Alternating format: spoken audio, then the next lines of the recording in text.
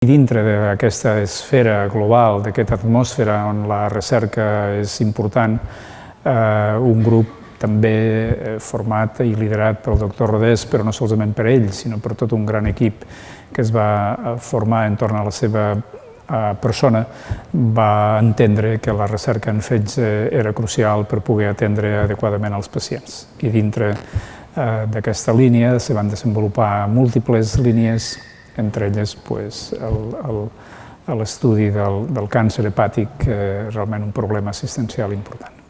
El que hi ha són equips de gent que col·labora amb compromís.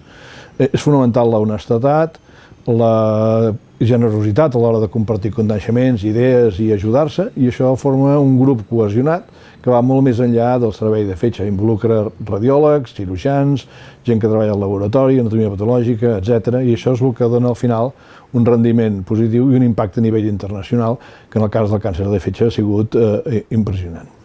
Bé, el lideratge l'atribueixo a 3 causes: el treball, el talent i l'entorn. Començaré per l'entorn. Número 1, l'Hospital Clínic IDIVAPS és un centre líder de recerca a tot l'Estat des de fa molts anys.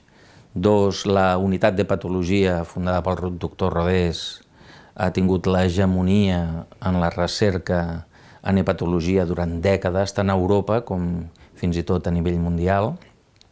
I 3, el grup de càncer de fetge, que amb una publicació de l'any 99 vam anomenar VCLC, doncs ha atret el talent a cirurgia, radiologia, intervencionista, patologia i a hepatologia, fins al punt que en un moment donat jo liderava les guies europees de maneig de càncer de fetge, el doctor Bruix les guies americanes simultàniament.